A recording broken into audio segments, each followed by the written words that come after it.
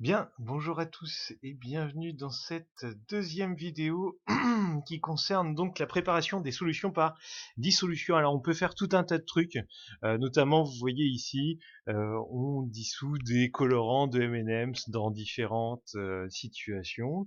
C'est très joli, il se trouve que bon, préparer des solutions c'est un petit peu plus utile quand même.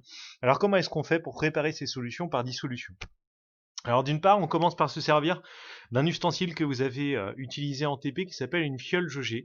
Et c'est un instrument de chimie donc qui permet de mesurer assez précisément des volumes de solution. Parce que pour être précis sur la concentration des solutions que l'on prépare, eh bien il s'agit d'être précis non seulement sur la masse du solide qu'on va dissoudre dans cette solution, mais également du volume de la solution qu'on prépare. Pour vous donner un ordre d'idée, hein, vous avez vu sur ces fioles jaugées, vous pourrez trouver non seulement le volume que contient cette fiole jaugée, donc jusqu'au niveau du trait de jauge que vous connaissez ici, et vous avez également la précision. Hein, vous voyez qu'on est précis à plus ou moins 0,06 millilitres, donc c'est quand même pas mal. En ce qui concerne la schématisation, le schéma d'une fiole jaugée, c'est celui-ci, vous devez le connaître, vous pouvez le reproduire hein, sur votre feuille côté cours, ce sera très bien. La lecture, faites attention, il y a plusieurs choses à regarder, vous le savez, vous pouvez également refaire ce petit schéma, hein, c'est pas très compliqué. Donc pour la remplir convenablement, vous vous souvenez que le ménisque, c'est-à-dire le niveau qui n'est pas plat, hein, mais qui a cette forme-ci, doit se trouver pour sa partie la plus basse, tangent au niveau du trait de jauge. Hein, donc vous vous souvenez de ceci, et faites attention également pour éviter un phénomène qui s'appelle la parallaxe, c'est-à-dire une sorte d'illusion d'optique. Il faut nécessairement que votre œil se situe au niveau du trait de jauge pour pouvoir convenablement regarder si votre fiole jaugée est remplie ou mal remplie.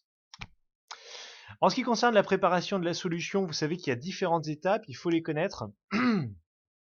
Donc d'abord, allez introduire le solide dans la fiole. Souvenez-vous que c'est important hein, d'introduire d'abord le solide et pas remplir la fiole puis ensuite rajouter le solide. Vous verrez que ça se passe assez mal.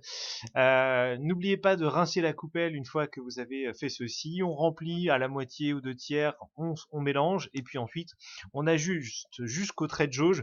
Vous vous souvenez avec une pipette plastique et puis un bécher qu'on a rempli avec un peu d'eau distillée afin d'arriver vraiment tout pile au niveau du trait de jauge.